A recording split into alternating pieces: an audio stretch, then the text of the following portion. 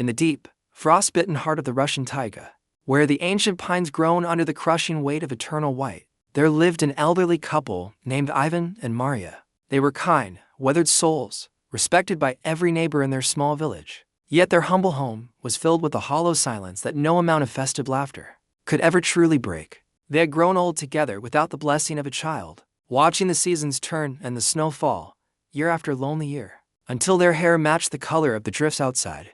One winter afternoon, as the village children tumbled through the deep powder building forts and frozen figures, Ivan looked at Mario with a sudden, playful glint in his weary eyes. He suggested, perhaps half joking at first, that they should go out into the biting cold and craft a daughter of their own from the pure, crystalline snow that carpeted their garden. With trembling, gloved hands they gathered the heavy powder, meticulously shaping a small torso, delicate limbs, and a face that mirrored the ethereal beauty of the winter sky. Maria carved a tiny, perfect mouth with a sliver of wood, and Ivan used bright blue pebbles for eyes that seemed to catch and hold the fading light of the afternoon sun. As they stood back to admire their handiwork, a sudden, magical gust of wind swept through the trees, carrying the sharp scent of pine and the supernatural chill of the north. To their utter disbelief, the snow began to shimmer with a pulsing inner light, and the blue pebbles blinked, turning into real eyes full of ancient wonder and curiosity. The white substance of her skin softened into the pale, translucent ivory of a living girl, and her lips flushed with a faint, icy pink as if the frost itself were blooming. "Father, Mother," the girl whispered, her voice sounding like the rhythmic tinkling of icicles against a frozen lake. And the old couple wept with joy as they realized their wish had been granted. They named her Snegurochka, the Snow Maiden, a child born of the frost and the breath of winter, destined to be the radiant light of their twilight years. She was unlike any other child in the village. Her hair was as white as a mountain blizzard, and her touch was always as cool and refreshing as a mountain spring. Snegurochka grew not by the slow passing of the day, but by the hour, possessing a grace that seemed to belong to the spirits of the forest, rather than the heavy world of men. Despite her icy nature, she was filled with a gentle kindness, helping Maria with the hearth and sitting by Ivan as he carved wood during the long dark nights. However, she never sat too close to the fire. The roaring flames made her feel faint and dizzy, and she preferred the deep shadows where the chill of the night remained. The villagers marveled at her beauty, whispering that she was a miracle sent by Father Frost himself to reward the old couple's long-standing virtue and patience. As the winter deepened, Snegurochka spent her days playing in the forest, speaking to the wolves and the birds in a forgotten language of whistles and crystalline sighs. She was a creature of the absolute cold, thriving when the temperature dropped below zero and the wind howled like a choir of ancient, lonely ghosts. But time, as it always does in the mortal realm, began to march toward the inevitable shift of the heavens and the tilt of the world. The sun began to climb higher in the sky each morning, and the shadows of the pines grew shorter as the first whispers of spring reached the frozen valley. While the other children celebrated the coming warmth with songs and dances, Snegurochka felt a growing, terrifying heaviness in her heart. She spent more time in the damp cellar or deep in the shaded, north-facing ravines, hiding from the golden rays that felt like burning needles against her skin. Maria noticed her daughter's fading spirit and worried day and night, offering her warm milk and honey cakes, which Snegurochka could only look at with profound sadness. "I cannot eat the warmth, Mother. I cannot drink the sun," she would say, her voice losing its crystalline ring and becoming soft, muffled, and distant. Then came the great festival of Kapala, the celebration of the spring equinox, where the youth of the village gathered to welcome the return of the sun's strength. The village was alive with the sound of frantic balalaikas and the intoxicating scent of blooming wildflowers that pushed through the retreating slush. The young girls of the village came to Ivan's cottage, knocking loudly on the door and begging Snegurochka to join them in their games and songs. Snegurochka hesitated at the threshold, her blue eyes darting toward the bright, aggressive sun that dominated the horizon like a golden hunter. But Maria, wanting her daughter to experience the joy of youth and the heat of life, encouraged her to go, handing her a wreath of pale blossoms to wear. "Go, my child, laugh with the others. Perhaps the spring air will bring the roses back to your cheeks and the fire back to your soul," Maria said, not understanding the danger. Snegurochka followed the girls to a clearing where a great fire had been built, a towering bonfire, to honor the sun god, Urilo, and burn away the winter.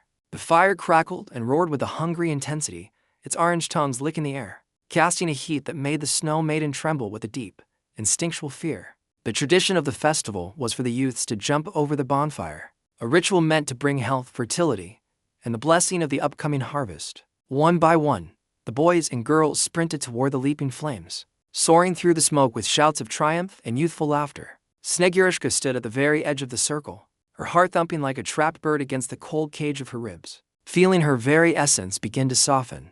A young man named Mizgir, who had long admired Snegurochka from a distance, took her hand and smiled, his warmth radiating into her freezing palm like a brand. "Do not be afraid, Snow Maiden," he urged with a voice full of passion. "It is but a leap of faith to join the world of the living and leave the frost behind." Peer pressure, the desire to feel love, and a desperate wish to belong finally overcame Snegurochka's ancient, frozen caution. She took a deep, shaky breath, the air feeling uncomfortably thick and humid in her lungs, and began to run toward the towering, golden inferno. As she reached the peak of her jump, suspended right above the center of the searing, white-hot embers, the heat of the god Urilo claimed its due. There was no scream, no cry of pain, only a soft, sibilant hiss, like steam rising from a hot stone dropped into the middle of a frozen stream. In an instant, the solid form of the beautiful girl vanished into a fine, translucent mist that spiraled upward toward the vast, indifferent clouds. The villagers gasped in unison, their laughter dying in their throats as they stared at the empty, shimmering space where the miracle child had just been. Mizgir reached out into the empty air, but his fingers caught only a fleeting dampness and the faint, haunting scent of a winter forest in the rain. Ivan and Maria, hearing the sudden, terrible silence from the woods, rushed to the clearing only to find their daughter's wreath of flowers lying scorched and abandoned. They wept for the daughter they had crafted from snow, realizing too late that a creature of winter cannot survive the scorching fire of human love and spring. But the ancient legends say Snegurochka did not truly die that day. She merely returned to the elements from which she was originally born. She became the morning dew that clings to the grass and the high, white clouds that drift aimlessly over the endless Russian plains during the summer months. Every winter, when the first intricate frost patterns appear on the windows, the villagers say it is Snegurochka painting her memories of the world of men.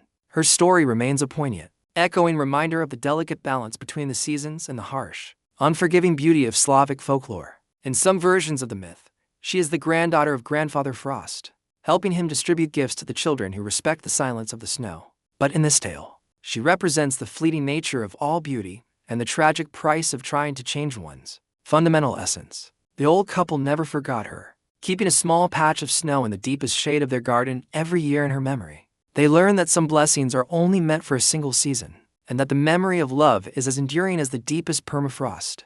The forest itself seemed to mourn her departure for 100 years, the wind whistling her name through the bare, silver branches of the birch trees. As generations passed, the story of the Snow Maiden was told to every child in the land, a cautionary tale of the clash between fire and ice. It taught the people to respect the spirits of nature, for they are bound by laws far older and more powerful than human desire or prayer. The Snow Maiden's sacrifice ensured that the village understood the sanctity of the winter, even as they eagerly welcomed the warmth of the spring. Even now, in the quietest, most secluded parts of the taiga, you might hear a soft laughter that sounds exactly like falling snow on a windless night. It is a sound that carries no malice, only the eternal, heartbreaking innocence of a girl who wanted to feel the sun's embrace just once. And though she melted away into the mist, her spirit remains a permanent symbol of the purity of the frost and the inevitability of change. The Slavic soul is forever intertwined with these rhythms, recognizing that life and death are merely different phases of the same great turning cycle. Snegurochka's fatal thaw was not a final end, but a beautiful transformation into something vast, universal, and elemental. For as long as there is snow in the world and hearts that long for winter, the Snow Maiden will live on in the dreams of the people. She is the ghost of the blinding blizzard and the promise of the coming spring, forever caught in that perfect moment between frozen and fluid. Her blue pebble eyes still watch from the high mountain peaks, guiding lost travelers through the whiteout of a sudden, deadly storm. The ancient myths of Eastern Europe are filled with such tragic figures, blending the magical with the mundane in a dark tapestry of wonder. From the chicken-legged hut of Baba Yaga to the murky, dangerous waters of the Rusalka, the folklore is a living, breathing entity. But Snegurochka holds a special place in the heart, for she was a creation of human hands and divine winter magic combined into one. She showed the world that even the coldest heart, or the coldest body, can yearn for the warmth of human connection and belonging. Her tragedy was her budding humanity, her willingness to risk her very existence for a single moment of shared joy with her peers. The fire that took her was the same fire that sustains the village through the winter, a paradox that sits at the center of the Slavic spirit. It is the fire of passion, the fire of growth, and the fire of the sun that eventually and inevitably consumes all things born of the ice. Yet, every year, without fail, the winter returns, and with it, The possibility of a new snow maiden appearing in the shifting drifts. The old cottage of Ivan and Maria eventually crumbled into the black earth, returning to the forest floor and the roots of the pines. But the clearing where the festival was held is still called the Maiden's Glade by the elders, who still remember the old, whispered ways. Travelers often leave a small, hand-carved ice sculpture there during the winter solstice, a silent tribute to the girl who melted for love. The folklore of the Slavic people is a treasure trove of these deep, symbolic narratives that explore the fragility of the human condition. Through Snegurochka, we see the eternal struggle between our cold origins and our burning, bright aspiration for something more. We see the profound beauty of the temporary and the terrifying power of the eternal laws that govern the world. The Snow Maiden's story is a song of ice, a poem of light, and a lament for the lost innocence of a world before the thaw. It is a narrative that transcends time and geography, reaching out from the ancient, frozen past to touch the modern, hurried soul. In every snowflake that accidentally touches your cheek on a winter walk, there is a small piece of Snegurochka's eternal curiosity. In every gust of cold wind that rattles your window, there is a distant echo of her tinkling, crystalline laughter. She remains the guardian of the winter's silence and the herald of the spring's very first, bittersweet tear of melting ice. As we conclude this long journey into the frozen heart of Slavic myth, let us carry the lessons of the Snow Maiden within us. Cherish the moments of warmth you have, for like the frost on a window pane, they are intricate, beautiful, and desperately fleeting. Respect the boundaries of your own nature, but like Snegurochka, never stop reaching for the light of the sun. The world is a place of deep, ancient magic, if only we have the courage and the eyes of blue pebbles to see it clearly. Snegurochka's true legacy is the sense of wonder we feel when the world turns white and the air begins to bite. It is the undying hope that out of the cold, dark silence of winter, something truly beautiful can be born of our own hands. And though the fire of the world may reclaim the ice, the cycle of the seasons will always begin anew. The legends of old are the maps of our spirit, guiding us through the inevitable winters and springs of our own complex lives. So next time you see a figure of snow standing lonely in a garden, stop for a moment and think of the girl who dared to leap. Think of the Snow Maiden, the love that brought her to life, and the sacrifice she made to feel the heat of a human heart. Her story is etched forever in the ice of the taiga and whispered in the wind, a permanent part of the great, shared human story. Thank you for walking through the deep snow with us to discover the frozen heart of this timeless Eastern European legend. Please comment, like, share, and subscribe to Storycraft Studio for more immersive tales of myth, magic, and wonder from around the world.